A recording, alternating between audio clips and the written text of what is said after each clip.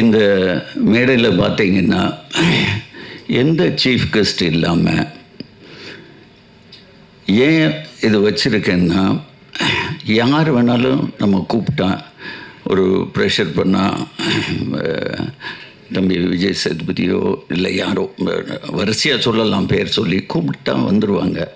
வந்து என்ன செய்வாங்க, கொஞ்ச நேரம் பார்த்ததில் படத்தை பற்றி அப்படி இருக்குது இப்படி இருக்குது, தமிழ் சினிமாவை புரட்ட போகுது அப்படின்னு ஏதாவது ஒன்று சொல்லி, அப்படி இல்லாமல் ஓகே நாளைக்கு வரலாறு ஆகும் அப்படி இப்படின்னு சொல்லாமல், நம்ம ஏதோ படம் பண்ணியிருக்கோம், நமக்கு பிடிச்ச படம் பண்ணியிருக்கோம், நீங்கள் கொடுத்த காசுக்கு கண்டிப்பாக அது வேஸ்ட்டாக இருக்காது. ஏன்னா ஸ்கிரிப்ட் அவ்வளோ ஸ்ட்ராங்காக இருந்துச்சு.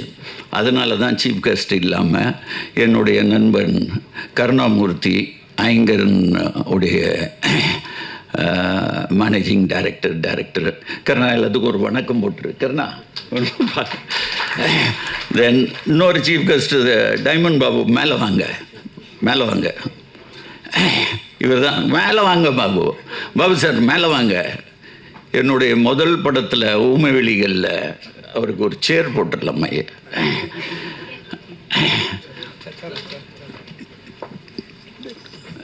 பிஆர்ஓ இன்ட்ரடியூஸ் ஆனது.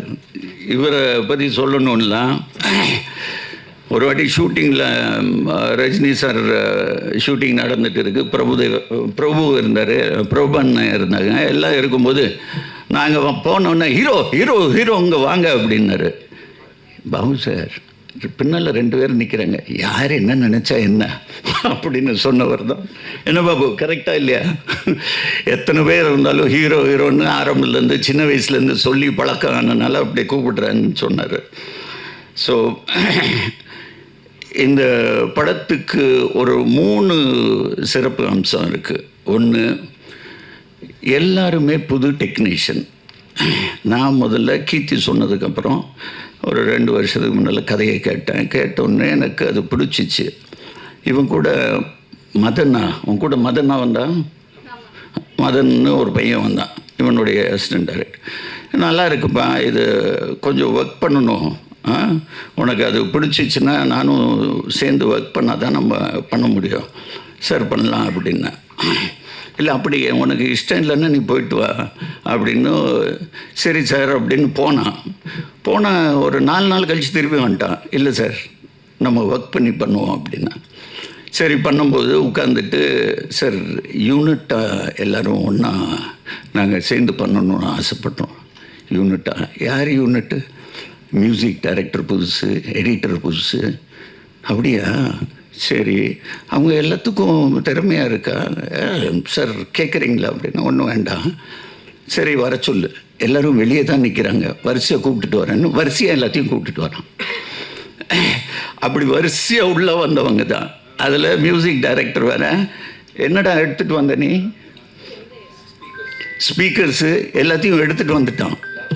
லேப்டாப் ஸ்பீக்கர்ஸ் எடுத்துகிட்டு வந்து இதுக்கு இப்படி ரீரெக்கார்டிங் வச்சுருக்கேன் அப்படின்னு சொல்ல ஆரம்பித்து எனக்கு உண்மையிலே இம்ப்ரெசிவாக இருந்துச்சு. சரி, நம்ம தான் எல்லாத்துக்கும் ஒரு வாதியார் மாதிரி இருக்கோமே, நம்ம எக்ஸ்பீரியன்ஸ் உள்ளே போட்டுட்டு இவங்க கூட சேர்ந்து ஒர்க் பண்ணுவோம். இவங்க சின்சியாரிட்டி பற்றி சொல்லணுன்னா, ஃபர்ஸ்ட் ஷெட்யூல் நாங்கள் ஒடிசா போகிறோம். ஒடிசாவில் இவங்கள ட்ரெயினில் அனுப்பிச்சிட்டு நான் ஃப்ளைட்டில் போயிட்டேன். போகும்போது அங்கே அந்த பைக் ஷாட் பார்த்தீங்களா ட்ரெய்லரில், அந்த பைக் அங்கே ஹையர் பண்ணணும். நான் உதவிட்ட கூப்பிட்டுட்டு பைக்கு எந்த மாதிரி, சார் நாங்கள் ட்ரெயினில் வரும்போது தூக்கிட்டு வந்துட்டோன்னா. தூக்கிட்டு வந்துட்டிங்களா? ட்ரெயினில் புக் பண்ணி எடுத்துகிட்டு வந்துட்டாங்க, அது அவனோட பைக்கு. ஸோ அந்த பைக்கு சரி போய் எடுத்துகிட்டு வாங்கன்னா, பைக்கு புவனேஸ்வரில் இல்லாமல் கேல்கட்டா போயிடுச்சு. என்னடா நாளைக்கு ஷூட்டிங் கேல்கட்டாக்கு ஆள் அனுப்பிச்சிட்டு எடுத்துகிட்டு வந்துட்டாங்க. அவ்வளோ சின்சியாரிட்டி. ஸோ ஒவ்வொரு விஷயத்துலையும் இவங்க சின்சியாரிட்டி பார்த்துட்டு நான் உண்மையிலே எனக்கு ஊமை விழிகள் ஞாபகம் வந்துச்சு. அந்த மாதிரி தான் இந்த பசங்களை வச்சு ஒரு அருமையான டீம். இது ஹார்ட் ஒர்க்கிங். இன்றைக்கி சினிமா இருக்கிற கரப்ஷன் எதுவுமே இல்லை. வண்டி வந்தால் தான் இல்லை, எல்லாம் ஒரு 10 பைக்கில் வந்துடுவாங்க லொக்கேஷனில். ஒன்றா சாப்பிடுவோம், ஒன்றா இருப்போம். என் பிள்ளைகளோட 2 வருஷம் நான் இவங்க கூட தான் அதிகமாக இருந்தேன். ஸோ இவங்க எல்லாத்துக்கும் மிக்க பெரிய நன்றி. தென் இந்த படத்தில் இவங்க சொன்னது வரிசையாக சொல்லலாம். இவங்க எல்லாம் சொன்னாங்க, சார் நீங்கள் என்ன சொன்னாலும் சரி அது எல்லாம் உண்மை, எல்லோரும் உண்மை. ரமேஷ் திலக் வரல, அவனும் அதுதான் சொன்னான். சார் பணம் அப்புறமா பேசுவோம். ஆதித்ய மேனன் அப்படி தான் சொன்னான், பிரேம் அப்படி தான் சொன்னான், எல்லாருமே அப்படி தான். உண்மையில் எனக்கு என் மேலே ஒரு பெருமை ஆயிடுச்சு. அடப்பாவுமே இப்போவும் ஜனங்க நம்மளை நல்லவன் நம்பிட்டு இருக்காங்களே. ஆனால் உண்மையில் நான் இவங்க சொல்கிறதோட நான் முன்னால் இருக்கணும், நான் அஹெடாக இருக்கணும்னு சொல்லி இவங்களுக்கு எல்லாம் ஏற்பாடு பண்ணேன். இந்த படம் நிச்சயமாக உங்களுக்கு மட்டும் இல்லை, ஜனங்களுக்கு பிடிக்கும்.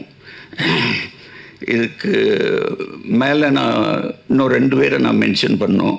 என்னுடைய நண்பன் இணைந்த கைகளில் ஊமை வெளிகளில் பண்ண செல்வகுமார், அவர் நான் இந்த படத்தில் ஒரு கேமரா சூப்பர்விஷன் மாதிரி பண்ண வச்சேன்.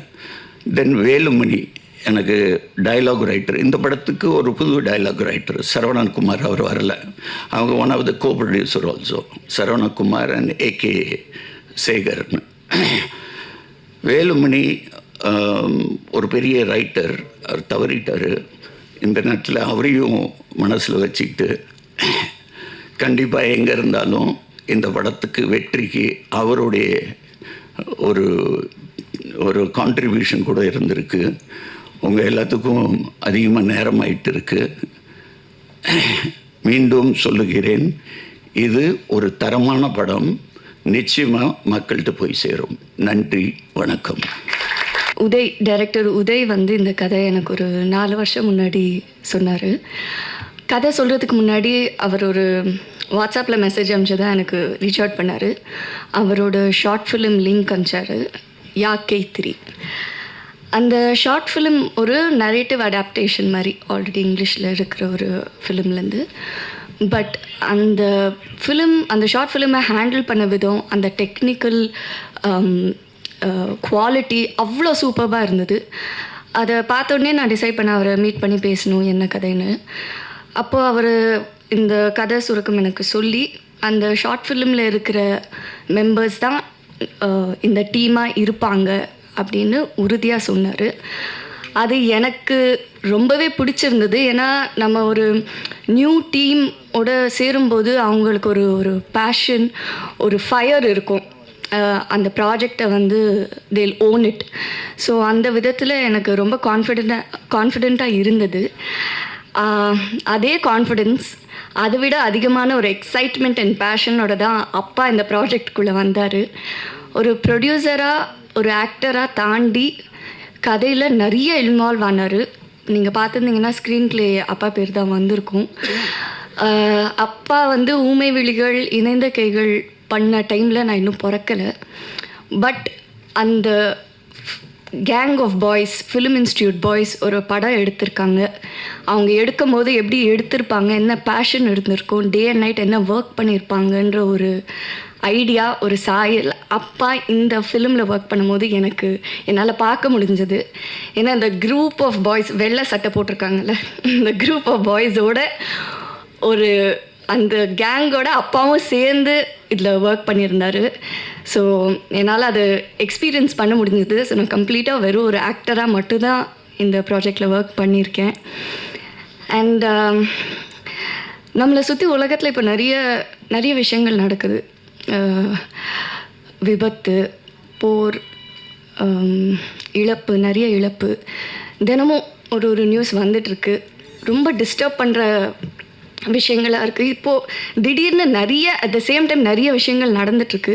இந்த தருணத்தில் எனக்கு எப்போவுமே தினசரி இருக்கிற ஒரு கேள்வி வந்து, நம்ம என்ன பண்ண முடியும், நம்மளால் என்ன கான்ட்ரிபியூட் பண்ண முடியும். ஒரு ஹெல்ப்லெஸ்ஸான ஒரு சுச்சுவேஷனில் இருக்கிற ஃபீலிங் எப்போவுமே இருக்கும். பட் எனக்கு கிடைச்சிருக்கிற ஒரே பதில் வந்து, எனக்கு தெரிஞ்ச கலை, இந்த கலை மூலியமாக என்ன பண்ண முடியுமோ ஒரு சின்ன விதத்தில் இருந்தாலும் நான் அதை தான் சூஸ் பண்ணுவேன். ரெஸ்பான்சிபிளாக இருக்கணும். நான் பண்ணுற கதைகள் சரி, நான் தேர்ந்தெடுக்கிற கதாபாத்திரமும் சரி, ஒரு ரெஸ்பான்சிபிலிட்டியோடு இருக்கணும்னு இப்போ வரைக்கும் நான் நம்பி அப்படி தான் கதைகள் பண்ணியிருக்கேன். அந்த விதத்தில் தான் இந்த கதையும் நான் பண்ணியிருக்கேன். அண்ட் எப்போவுமே மக்களும் மீடியாவும் என்னை ரொம்பவே சப்போர்ட் பண்ணியிருக்கீங்க. அது நான் டைம் எடுத்து பண்ணாலும் அது ஒரு அப்ரிசியேஷன் எப்போவுமே இருந்திருக்கு. அதே மாதிரி இதுக்கும் நீங்கள் ஒரு அக்செப்டன்ஸ் அண்ட் அப்ரிசியேஷன் நிறைய பேருக்கு கொண்டு போய் சேர்ப்பீங்கன்னு நான் நம்புகிறேன்.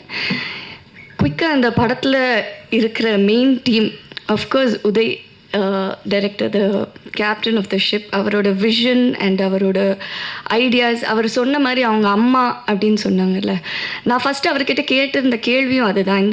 நீங்கள் ஏன் ஃபீமேல் பெர்ஸ்பெக்டிவ் எழுதணும் அப்படின்னு யோசிக்கிறீங்கன்னு. என் லைஃப்பில் எங்கள் அம்மா தான் எனக்கு, she is the strongest woman. So நான் கதை எழுதும் போது எனக்கு ஒரு உமனாக தான் இது எழுத முடிஞ்சது அப்படின்னாங்க. ஸோ இந்த படம் உமன் சென்ட்ரிக், பெண்களுக்கான படம் அப்படியெல்லாம் கிடையாதுங்க. It's actually a film.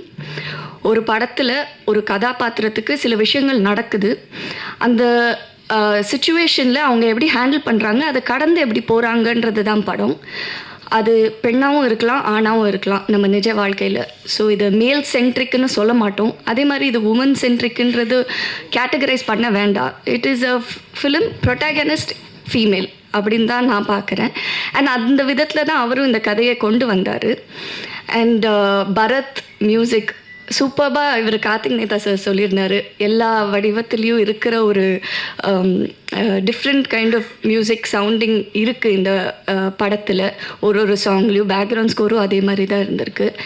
And Vicky on set, இவங்க சொல்கிறது இல்லை ரொம்ப ஸ்வீட்டாக இருந்தாங்க, கைண்டாக இருந்தாங்க. அதெல்லாம் தாண்டி ஒரு டீம், இவ்வளோ யங் டீம் அவ்வளோ பேஷனேட்டாக இருக்கும் போது, ஏன்னா அவங்கள பார்க்கும் போதே தெரியும் டே நைட் தூங்காமல் தான் வேலை செஞ்சிட்ருக்காங்க. பட் அந்த ஃபயர் அண்ட் பேஷன் இருக்கும் போது நம்ம பண்ண வேண்டிய ஒரே விஷயம் நம்ம வேலையை ஒழுங்காக பண்ணுறது தான். அது இவங்க கைண்ட்னஸ் அப்படின்னு தான் பார்க்குறாங்க தவிர அது அப்படி கிடையாது. நம்ம வேலையை நம்ம ஒழுங்காக பண்ணோன்னா ஒரு டீம் எஃபர்ட் எப்போவுமே ஒரு நல்ல ஒரு க்ரியேஷனை கொண்டு வரும்னு நான் நம்புகிறேன். ஸோ அந்த விதத்தில் தான் இருந்தது. Thank you entire team.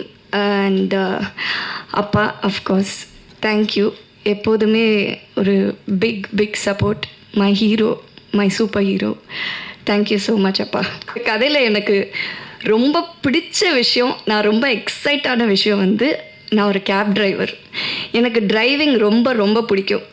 If not for an actor, maybe நான் ஒரு ரேசராக இருக்கலாம். நடுவில் அதை வேறு நான் எங்கள் அப்பா கிட்ட சொன்னேன், அப்பா எனக்கு ரேசிங் ட்ரை பண்ணணுன்னுலாம்.